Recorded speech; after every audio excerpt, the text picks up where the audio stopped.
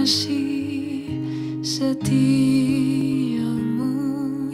kau menyediakan yang ku perlu. Kau setia, kau mulia, dulu, sekarang, dan selamanya. Kau tunjukkan kasih setiamu,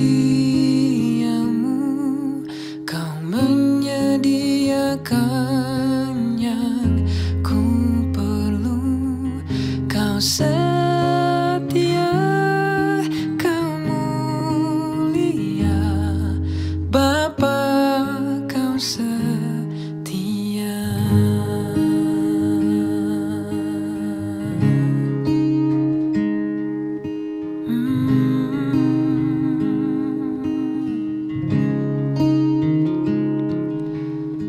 Bapa, kau setia. Bapa, kau mulia. Tenanglah jiwaku, aman bersamamu.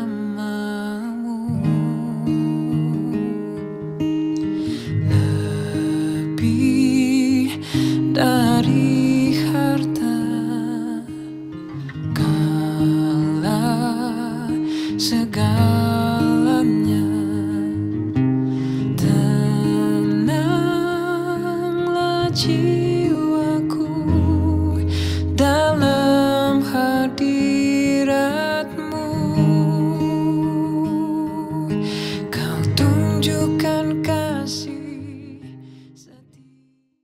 Shalom jemaat GMI Genesaret yang dikasih Tuhan. Dimanapun Bapak Ibu saudara-saudari berada, saya percaya kita semua dalam kondisi yang baik dan sehat. Dan puji syukur hari ini kita boleh kembali bersama-sama beribadah kepada Tuhan di Minggu 7 Maret 2021. Mari saya mengundang Bapak Ibu semuanya untuk menyiapkan hati, menyiapkan waktu, menyiapkan tempat, sehingga kita boleh sama-sama fokus beribadah kepada Tuhan. Mazmur 98 ayat 1 sampai dengan 2 berbunyi, Mazmur, nyanyikanlah nyanyian baru bagi Tuhan, sebab Ia telah melakukan perbuatan-perbuatan yang ajaib. Keselamatan telah dikerjakan kepadanya oleh tangan kanannya, oleh lengannya yang kudus. Tuhan telah memperkenalkan keselamatan yang daripadanya, telah menyatakan keadilannya di depan mata bangsa-bangsa. Mari kita bersaat teduh.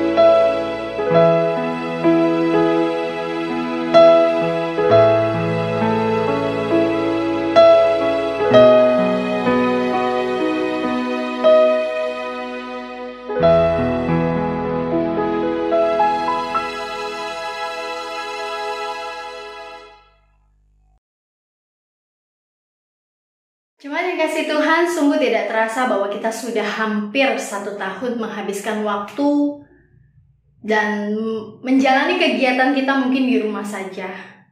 Anak-anak harus bersekolah dari rumah, bahkan mungkin ada yang bekerja dari rumah.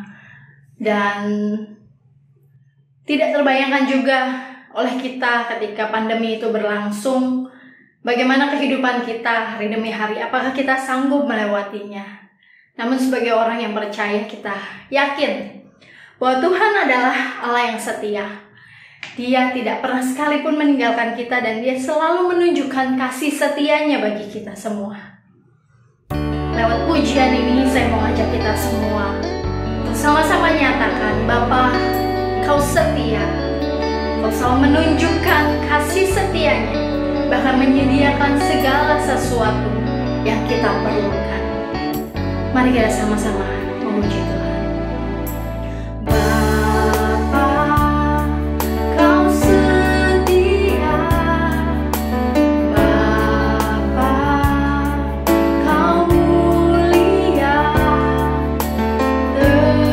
Setia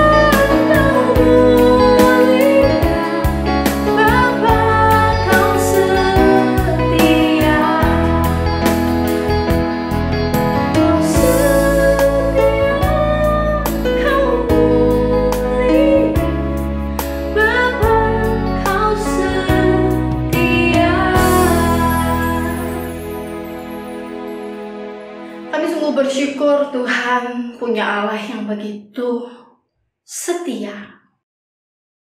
Sepanjang hari yang mungkin kami takuti, apakah kami bisa melaluinya hari demi hari. Namun Tuhan tetap pelihara hidup kami sampai dengan saat ini. Kembali kami mau bersyukur Tuhan.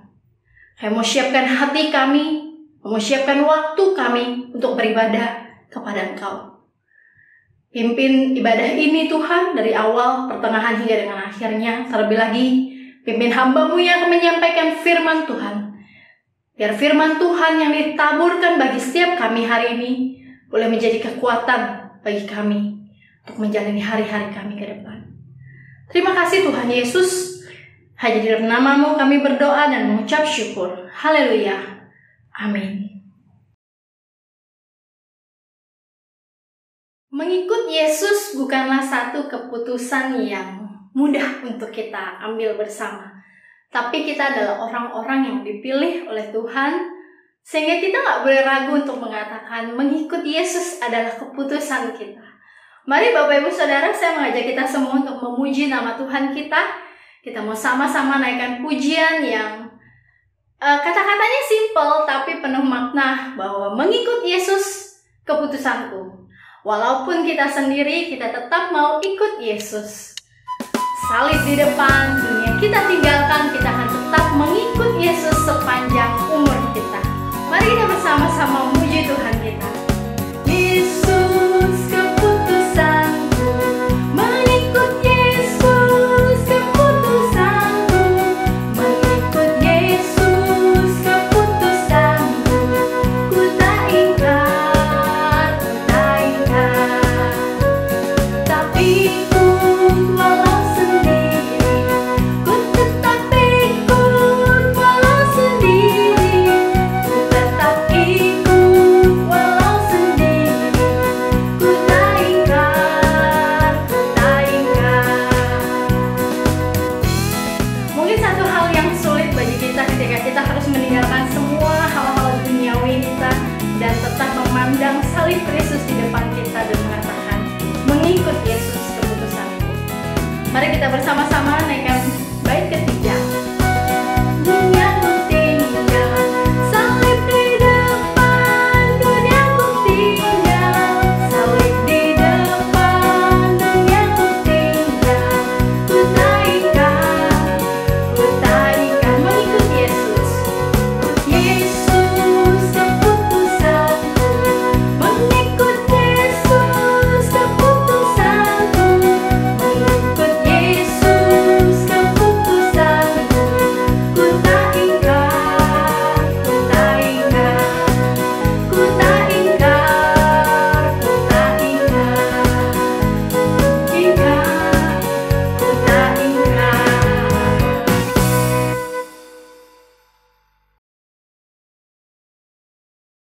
Bersama seluruh umat percaya di muka bumi ini, kita mau mengikrarkan pengakuan iman rasuli. Pengakuan iman rasuli. Aku percaya kepada Allah, Bapa yang Maha Kuasa, Khalik langit dan bumi, dan kepada Yesus Kristus, Anak yang tunggal Tuhan kita, yang dikandung daripada Roh Kudus, lahir dari darah Maria, yang menderita sengsara di bawah pemerintahan Pontius Pilatus, disalibkan, mati dan dikuburkan.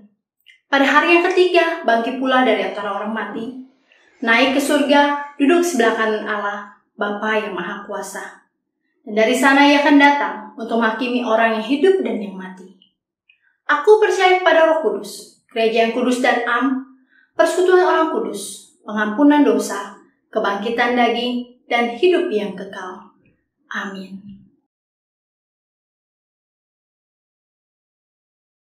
Hari ini boleh ada semua karena anugerah Tuhan. Bukan karena kuat dan gagah kita, namun karena penguatan dari Roh Kudus di dalam hidup kita.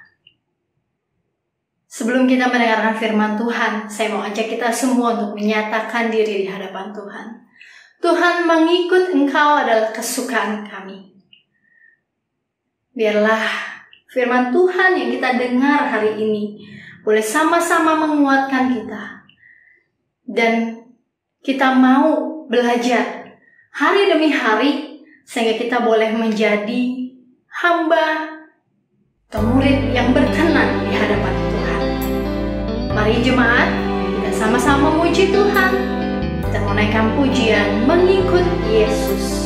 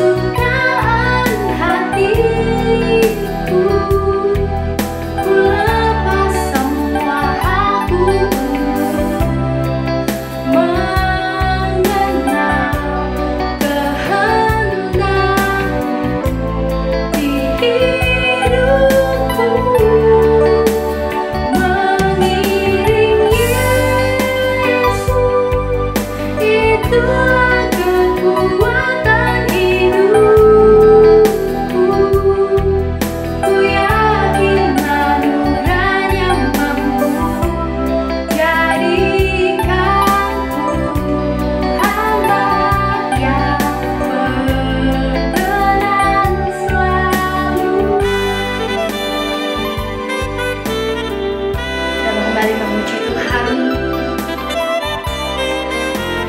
Semua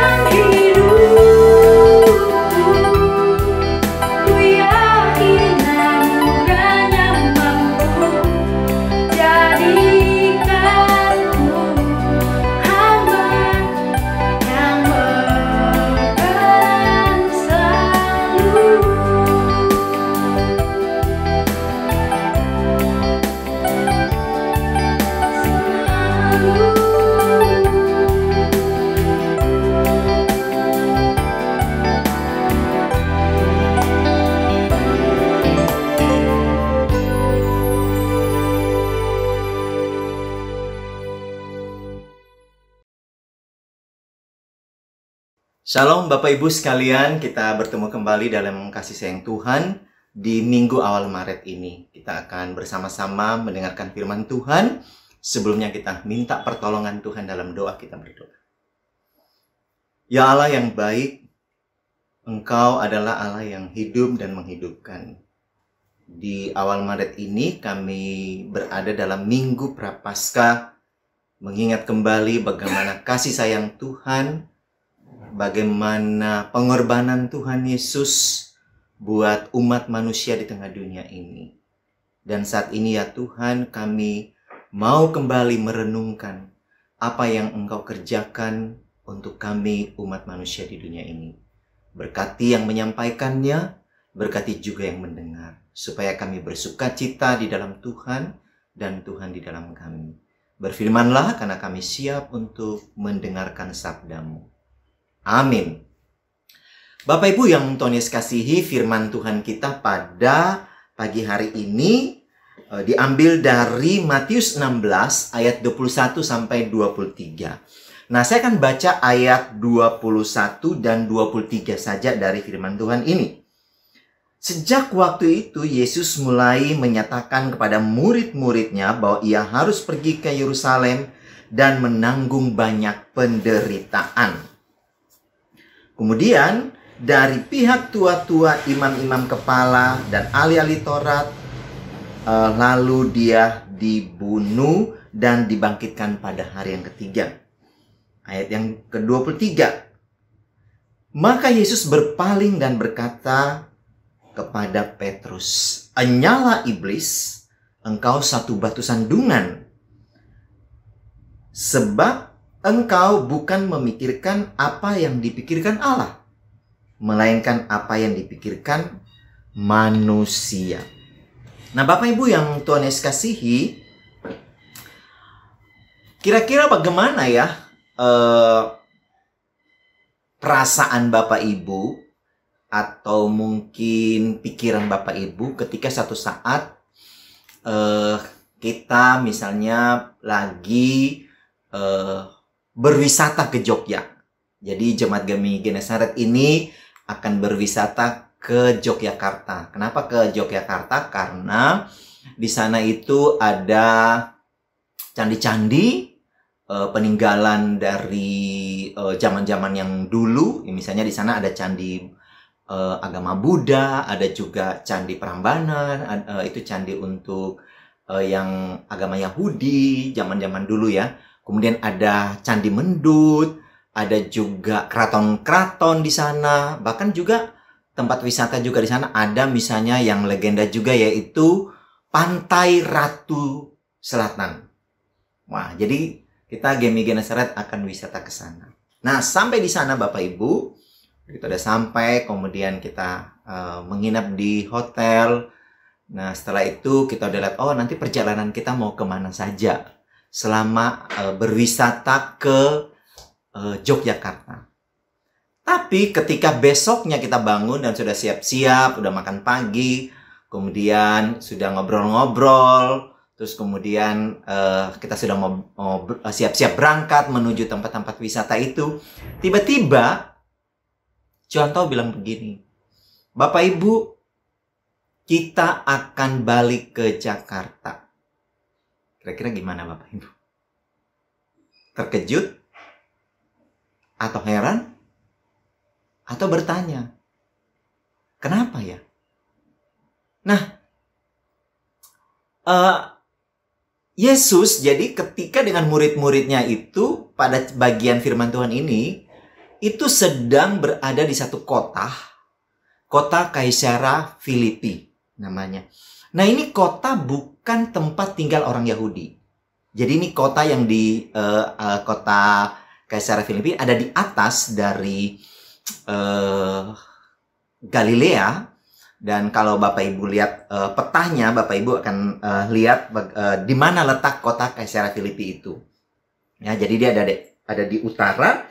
Dan kemudian ketika mereka lagi ada di kota luar, di luar dari kota orang Yahudi, wilayah Israel. Jadi mereka tuh ada di luar wilayah dari Israel. Nah, ketika mereka sudah sampai di sana, ya mereka ngobrol dengan Tuhan Yesus. Tuhan Yesus bertanya kepada mereka. Tiba-tiba Tuhan Yesus bilang begini kepada murid-muridnya. Yuk kita balik ke Yerusalem.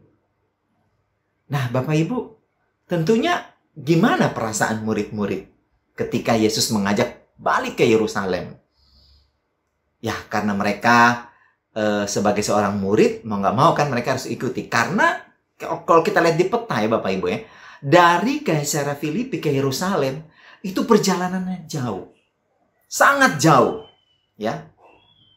Perjalanan saja dari Galilea ke Yerusalem, waktu Maria dan Yusuf mau melahirkan Yesus, itu 3 hari 3 malam perjalanannya. Nah apalagi yang lebih jauh, yang mungkin bisa 5 hari baru sampai di Yerusalem. Tapi ya murid-murid karena Yesus yang ajak, ya udah mereka ikut. Tentu mereka tidak menolak ketika Yesus bilang back to Yerusalem, kembali ke Yerusalem. Mereka tentunya tidak akan menolak ajakan daripada Yesus, karena kita tahu bahwa ya secara otomatis murid-murid ini kemana Yesus pergi pasti mereka akan ikut ke sana. Ya, contohnya Yesus saja ya pergi berdoa pagi-pagi, dia bangun pergi berdoa. Terus kemudian ketika dia berdoa, setelah selesai berdoa, tiba-tiba murid-murid Yesus ini ikut datang ke tempat di mana Yesus berdoa. Jadi ya wajar lah otomatis kalau misalnya murid-murid mengikuti apa yang Yesus bilang, yuk kembali ke Yerusalem. Nah, namun yang membuat murid-murid terkejut ya, bukan soal baliknya itu. Ya. Yang bikin mereka tuh lebih terkejut lagi bukan cuma soal, yuk kita balik ke Yerusalem. Lah, kita belum lama di Kaisarea Filipi kok Yesus sudah minta balik. Bukan itu saja yang membuat mereka lebih terkejut. Tapi yang membuat mereka lebih terkejut lagi, ternyata ketika akan balik ke Yerusalem itu, Yesus katakan apa? Yang kita sudah baca tadi dibilang, kita pergi ke Yerusalem dan ia menanggung banyak penderitaan dari pihak tua-tua, imam-imam kepala dan ahli Taurat, lalu dibunuh.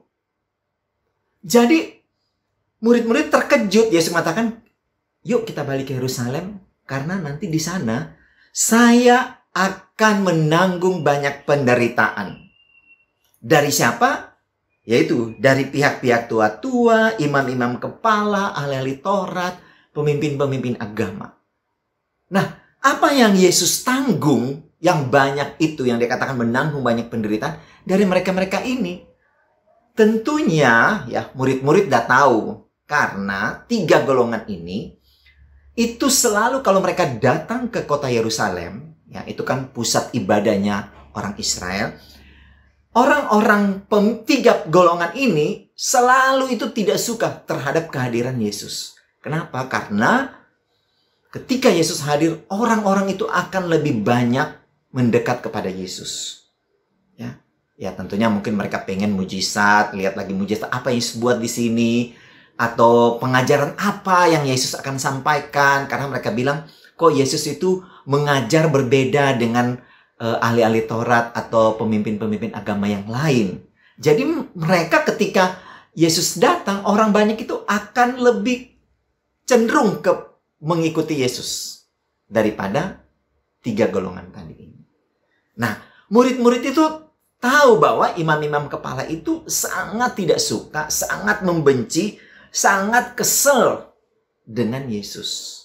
Nah, karena itu Yesus bilang, nanti waktu dia balik ke Yerusalem, dia akan menanggung banyak penderitaan. Penderitaan apakah itu yang Yesus akan alami? Tentunya ya, yang Yesus akan alami itu adalah tuduhan-tuduhan. Ya.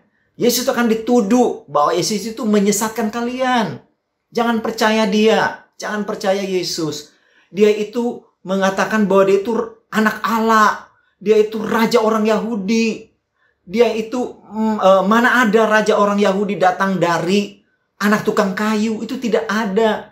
Yang ada itu dari keturunan Daud. Nah, terus tuduhan-tuduhan apa lagi yang mereka berikan padanya? Dia mengajari kita bahwa kita itu tidak usah taat sama pemerintah. Kita tidak usah bayar pajak. Kita tidak usah mendengar apa yang dikatakan oleh raja yang berkuasa pada waktu itu. Nah, itu tuduhan-tuduhan itu yang akan menjadi satu penderitaan bagi Yesus. Tapi bukan cuma tuduhan, Bapak Ibu. Ternyata Yesus juga akan mengalami apa?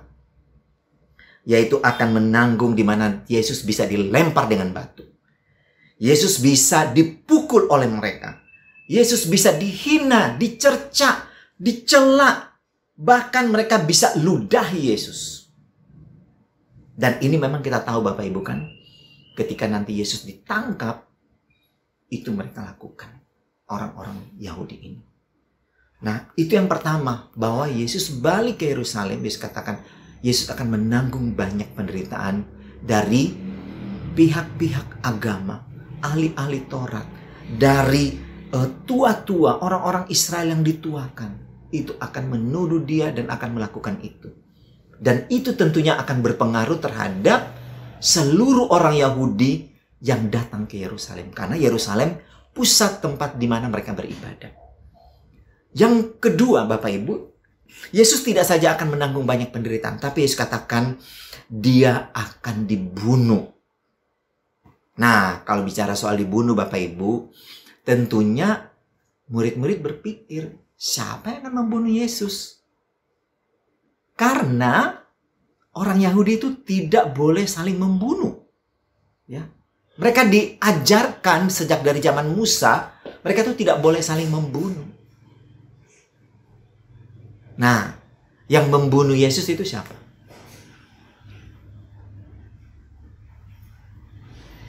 Itu adalah prajurit.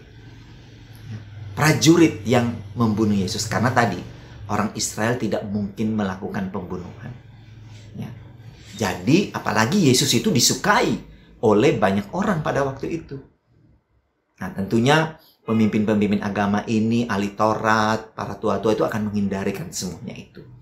Ya, sehingga nanti kita tahu yang akan membunuh Yesus itu bukan mereka, ya, tapi prajurit. Kita tahu, ya, prajuritlah yang menombak Yesus ketika Yesus disalib. Nah, Bapak Ibu yang Tuhan Yesus kasihi, dari dua apa yang saya katakan ini, kembali ke Yerusalem akan mengalami banyak penderitaan, akan mengalami pembunuhan. Respon Petrus apa Bapak Ibu? Dia katakan, kiranya Tuhan Allah menjauhkan itu darimu Yesus. Kiranya itu tidak akan menimpa engkau Yesus. Hebat ya Petrus ini. Ini doanya Bapak Ibu. Bagus nggak doanya? Pasti bagus dong ya. Masa kita tahu ada orang mau celaka terus kayak begini. Terus kita langsung begini. Semoga terjadilah kecelakaan itu. Kan tidak mungkin. Pasti ketika kita mendengar satu berita akan ada orang yang bisa lagi misalnya perjalanan pergi jauh, ya. Pasti kita kan berdoa. Ya, semoga engkau selamat di perjalanan, semoga engkau tiba dengan selamat, semoga tidak mengalami kecelakaan atau kematian dan sebagainya. Sama, Petrus pun ketika mendengar perkataan Yesus itu, dia pun berdoa kiranya, ya, Tuhan menjauhkanmu, kiranya itu tidak akan menimpa engkau. Bagus dong ya doanya. Bahkan kiranya ini Bapak Ibu sama seperti doa berkat di akhir doksologi. Kiranya Allah sumber segala kasih karunia memberkati engkau dan seisi rumahmu mulai saat ini sampai selama-lamanya. Jadi bayangkan ya, Petrus itu mendoakan seperti itu Bapak Ibu. Bagus kan, hebat kan, ya. Dia langsung berdoa sama Tuhan, ya. Apa yang dia inginkan supaya itu tidak terjadi kepada Yesus. Nah, namun ternyata Bapak Ibu, doa Petrus itu ditanggapi Yesus bagaimana? Nah, kita udah baca tadi. Ayat 23 dikatakan begini. Enyalah iblis, engkau satu batu sandungan bagiku. Sebab engkau bukan memikirkan apa yang dipikirkan Allah, melainkan apa yang dipikirkan manusia. Jadi lihat. Yesus mengatakan doa daripada Petrus itu tadi, kiranya itu Yesus katakan itu pikiran iblis. Itu juga menjadi pikiran manusia, bukan pikiran Allah. Wah, gimana ya Bapak Ibu ya? Kalau misalnya contoh berdoa seperti Petrus kepada Bapak Ibu, terus tiba-tiba ada satu orang di situ bilang gini, maaf contoh itu doa yang datang dari iblis. Waduh, pasti kan kaget ya, karena kan doanya untuk kebaikan. Kok doa yang untuk kebaikan dijawab doa dari iblis, dikatakan doa dari iblis, dari pikiran manusia dan bukan pikiran Allah. Dan itulah yang Yesus katakan kepada Petrus, bahwa doamu Petrus itu dari iblis. Enyak engkau iblis, engkau menjadi batu sandungan bagiku, engkau menghalangiku untuk balik ke Yerusalem, karena engkau memikirkan apa yang dipikirkan manusia, bukan apa yang dipikirkan oleh Allah tentunya. Nah, mengapa doa Petrus ini, Bapak Ibu,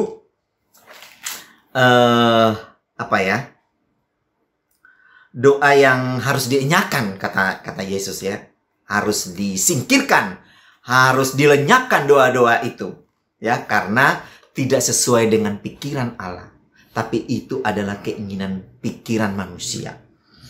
Nah, pertanyaan kalau begitu saat ini adalah, apa yang ada dalam pikiran Allah?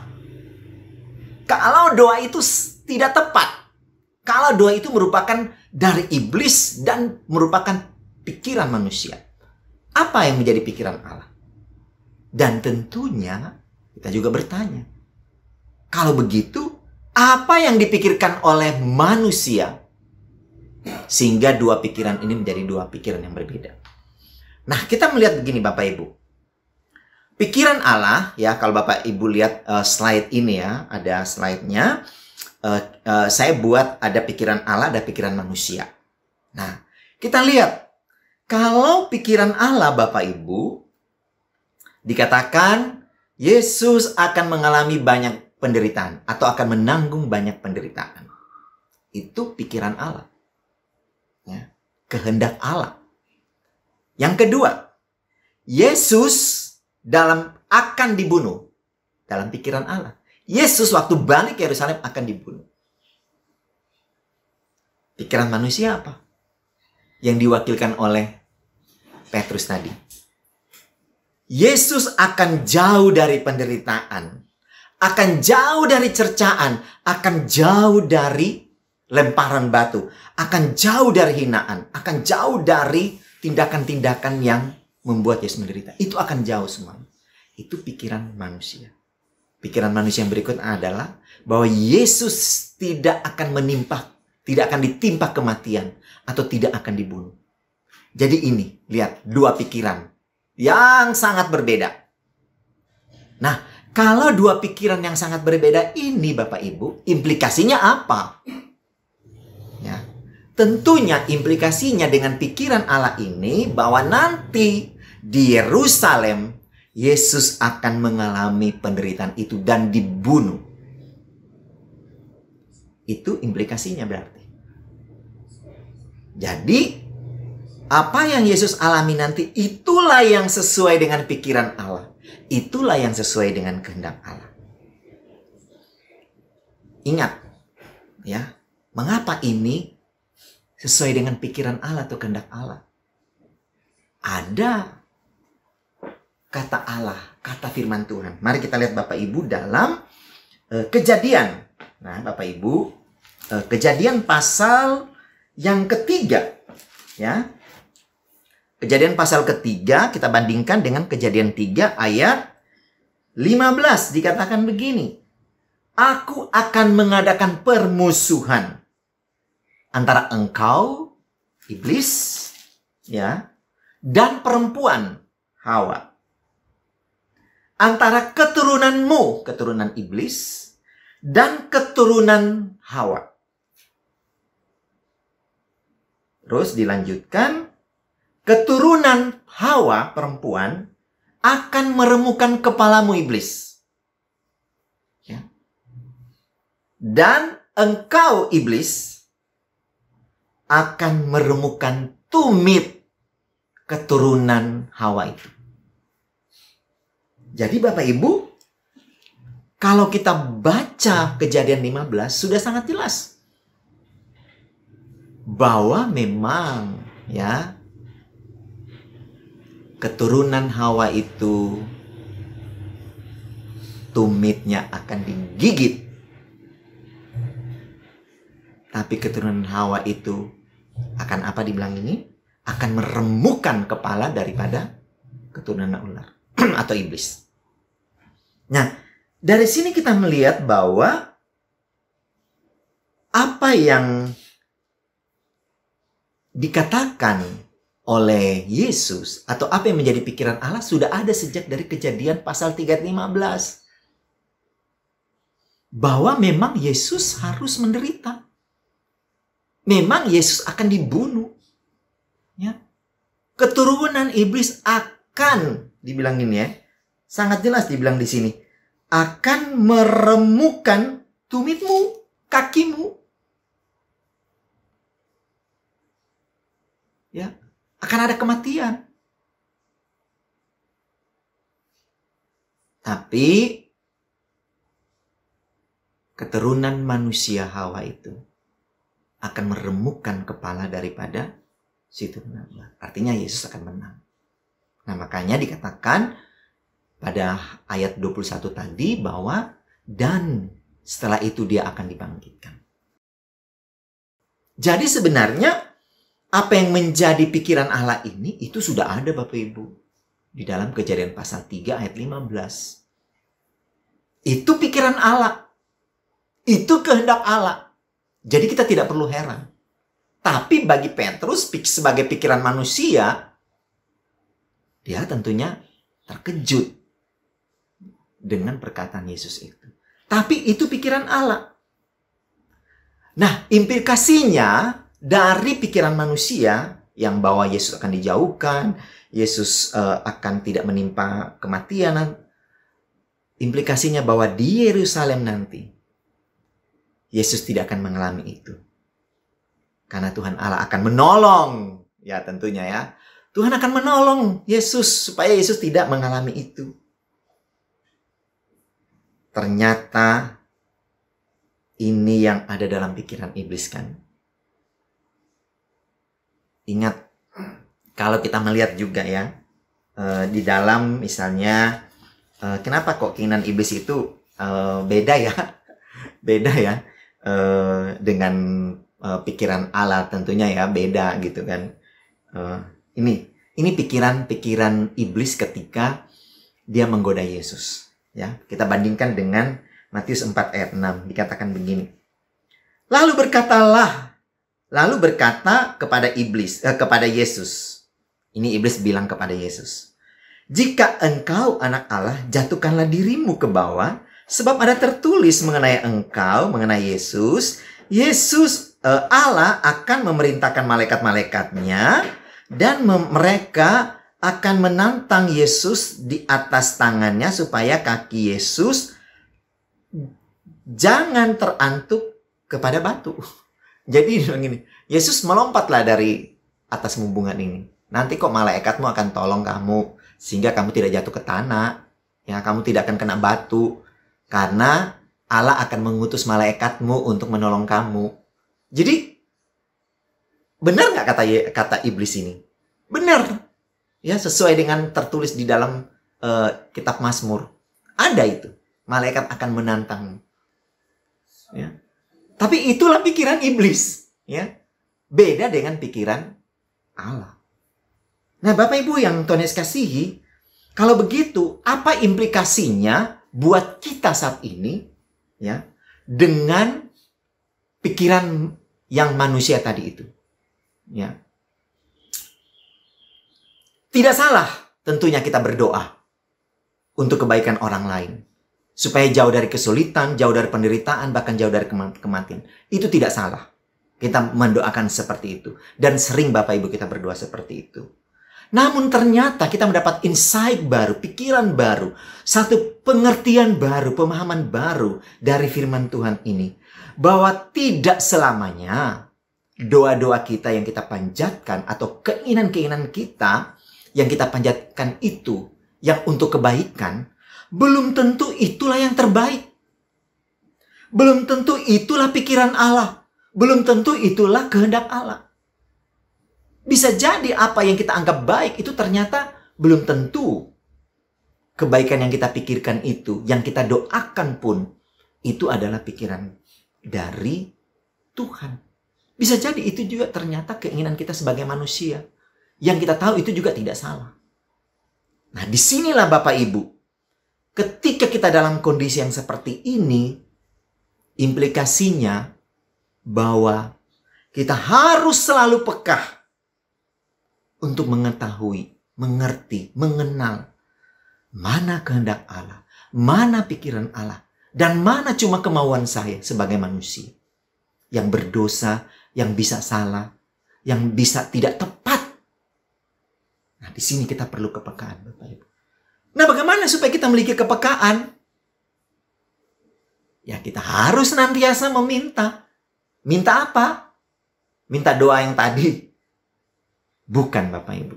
Disinilah kita harus minta tuntunan.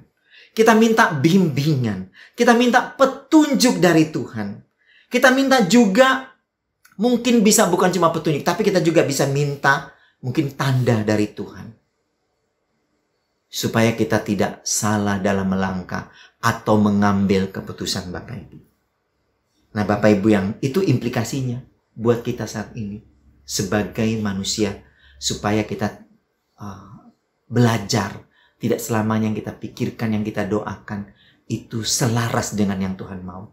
Karena itu butuh kepekaan dan butuh senantiasa untuk minta tuntunan dan bimbingan Tuhan.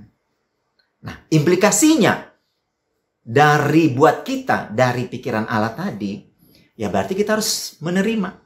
Ya. Kita harus menerima penderitaan itu. Ya, termasuk mungkin ya kematian. Mungkin ada kematian di tengah keluarga. Ya, kematian yang terjadi tiba-tiba. Ya, kita harus menerima. Karena apa? Kita kan tidak tahu. Ternyata penderitaan itu tidak berakhir langsung selesai. Bisa jadi ada kehidupan. Ya. Jadi kita ingat bahwa kematian itu akan berakhir bukan cuma pada hidup, tapi pada kebangkitan. Sebagaimana Kristus katakan, dan nanti dia akan dibangkitkan. Jadi kita harus rela menanggung penderitaan, bukan menjauhkannya. Nah, Bapak Ibu yang Tuhan Yesus kasihi, jika demikian dengan tema kita, murid yang mengikuti jejak langkah Yesus. Bagaimana? Jejak langkah apakah yang harus saya dan Bapak Ibu sebagai seorang murid untuk ikuti terhadap jejak langkah Yesus? Yang pertama, kita harus melihat penderitaan itu bukan sesuatu yang buruk. Kita harus menerima saat kita mengalaminya. Karena bisa jadi penderitaan, kesulitan itu sebagai jembatan. Ya, ingat, sebagai jembatan untuk kita melihat ternyata di seberang sana ada kehidupan, ada kekekalan. Nah, karena itu ketika kita mengalaminya, kita tidak perlu bersungut-sungut. Kita harus belajar untuk apa? Yang kedua, menanggungnya, tidak menjauhkannya. Tapi kita belajar untuk menanggungnya. Kita dalam arti Bapak Ibu, kita hadapi dengan iman penderitaan itu. Kita hadapi dengan ketabahan. Kita hadapi dengan kesabaran. Dan tentu juga dengan rendah hati. Dan sebagai murid Tuhan, kita harus mengikuti jejak langkah Yesus untuk kita harus belajar mengerti kehendak Tuhan. Kita harus terus belajar peka terhadap pikirannya. Meskipun Bapak ini saya tahu tidak mudah. Saya pun belajar dari Anda. Tidak mudah Bapak Ibu. Nah, justru karena tidak mudahnya yang keempat. Karena tidak mudahnya kita mengerti pikiran Tuhan. Tidak mudahnya saya dan Bapak Ibu untuk peka terhadap kehendak Tuhan, pikiran Tuhan itu. Maka kita perlu meminta. Tuhan, bimbinglah aku. Tuhan, tuntunlah aku. Tuhan, berikanlah petunjuk padaku. Tuhan, berikanlah kepekaan kepadaku. Dan Tuhan, berikanlah tanda padaku, supaya aku tidak salah dalam melangkah. Supaya aku tidak salah dalam mengerti kehendak-Mu. Ini tentunya Bapak Ibu tidak sehari. Tiba-tiba kita langsung tahu kehendak Tuhan. Tiba-tiba kita langsung mendapat tanda dari Tuhan. Bisa berhari-hari. Karena itu berdoalah terus-menerus. Jangan putus asa. Jangan berhenti ketika kita mengalami kesulitan. Kiranya Bapak Ibu di momen Paskah ini, ya, kita kembali bersama-sama merenungkan bahwa kasih Tuhanlah yang membuat dia menderita. Yang membuat dia rela menanggung dan menerima hal itu. Supaya kita yang bisa salah. Supaya kita yang bisa berdosa. Itu bisa terluputkan. Karena dia menuntunnya. Karena dia pernah merasakan itu. Dan tentunya dia mau murid-muridnya bisa terlepas dari ketidakmengertian akan pikiran dan kehendak Tuhan. Dan dia rela menuntun kita. Mari terus menerus mengandalkan Tuhan.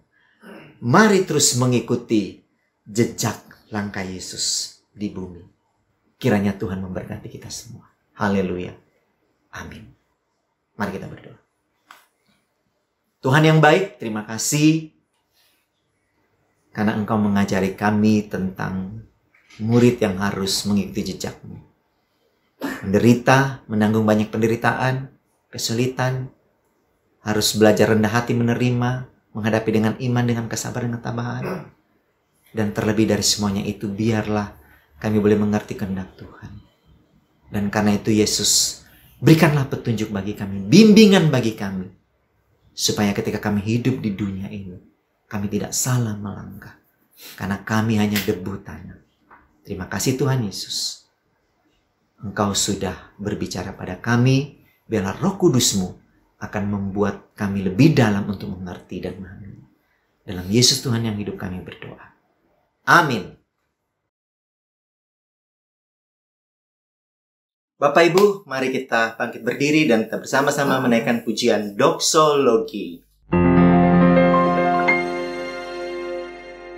Kepada Allah beri puji, serta kepada Al-Masih, Rohul Kudus muliakan, berkuasa dan berkasihan.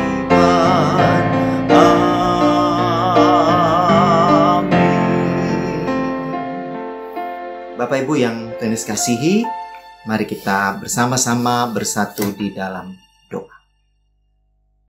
Tuhan Yesus yang baik, kami bersyukur karena Engkau memelihara kami dengan kasih setia-Mu.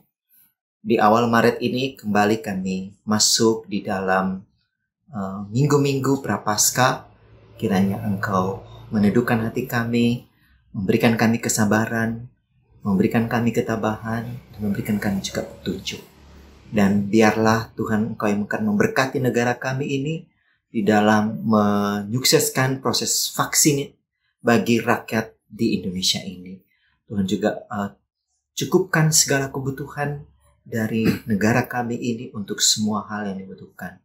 Juga untuk jemaat-Mu, GMI Genesaret, Tuhan juga berkati agar biarlah kiranya kami senantiasa di dalam perlindungan Allah yang ajaib hari demi hari. Dan Bapak Ibu sekalian, mari terimalah berkat yang dari Tuhan saja. Tuhan memberkati engkau dan melindungi engkau.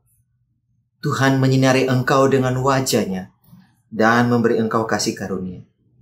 Tuhan menghadapkan wajah-Nya kepadamu dan memberi engkau damai sejahtera mulai hari ini, esok, sampai selama-lamanya. Haleluya. Amin. Amin.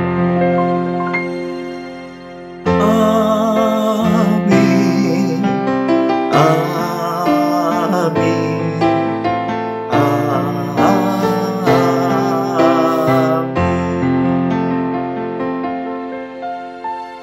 Jemaat silakan duduk dan mari kita mengambil waktu teduh secara pribadi.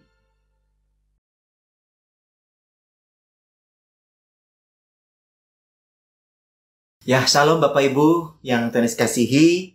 Hari ini adalah hari di mana kita awal Maret, tanggal 7 Maret 2021 merupakan kita masuk dalam bulan Prapaskah. Nah, Bapak Ibu yang Tuhan kasihi, di bulan Prapaskah ini untuk biarlah kita terus mencari kehendak Tuhan, terus berenung gitu ya, membaca Alkitab dan berdoa dan lain sebagainya. Nah, untuk warta yang pertama, minggu depan Bapak Ibu, kita masih ada ibadah seperti biasa, namun minggu depan itu minggu kedua.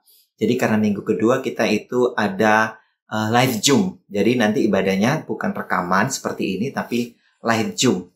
Nah, untuk minggu depan nanti temanya itu adalah murid yang mencintai bait Allah, atau mencintai bait Allah itu gereja, dan mencintai tubuhnya sebagai bait Allah. Nah, jadi ini temanya untuk minggu depan. Nanti akan disampaikan di tanggal 14 Maret Bapak Ibu. Dan via Zoom. Yang kedua, untuk doa malam nanti, kita doa malam itu nanti pada tanggal 11-nya, 11 Maret. Dan di bulan Maret ini juga kita doa malamnya, saya ingatkan lagi bahwa ini doa malam di masa-masa Prapaskah ya. Masa-masa di mana kita mengingat kembali akan kasih dan pengorbanan Kristus buat saya dan Bapak Ibu dan buat seisi dunia ini. Nah, untuk nanti doa malam di tanggal 11 Maret nanti itu temanya itu berbicara tentang semua orang berdosa. Nah, kita akan belajar bersama ya tentang hal ini. Walaupun kita sudah kita tahu bahwa memang semua orang berdosa, tapi pasti ada hal yang baru lagi yang akan Tuhan berikan melalui tema ini. Dan ini juga akan dijalani melalui via Zoom. Dan bagi Bapak Ibu yang terus ingin kami doakan, bisa mengirimkan pokok doa Bapak Ibu kepada Saudari Lia. Dan kami akan berterima kasih pada Bapak Ibu yang sudah menitipkan pokok doanya, dan tentunya kami tak hentinya untuk berdoa buat Bapak Ibu sekalian. Dan bagi Bapak Ibu akan memberikan persembahan syukur, Bapak Ibu bisa memberikan melalui nomor rekening yang ada ini. Dan bagi Bapak Ibu juga yang akan berpartisipasi dalam dana rencana pembangunan kita sudah ada timnya, tim pembangunan ini. Cuma karena COVID jadi belum ditindaklanjuti lagi. Jadi tapi tetap kita mengumpulkan dana untuk partisipasi jemaat dalam pembangunan tempat kita untuk berbakti. Dan Bapak Ibu bisa memberikan ke nomor rekening yang ada ini. Dan saya ingatkan kembali lagi buat kita semua, supaya di dalam Prapaskah ini mari kita banyak membaca Alkitab, mari kita banyak berdoa, mari kita banyak merenung akan kasih dan kebaikan Tuhan buat kita semua. Demikianlah warta kita saat ini. Selamat hari Minggu Bapak Ibu, Happy Sunday today, sampai kita ketemu di minggu yang akan datang. Tuhan memberkati kita sekalian. Amin.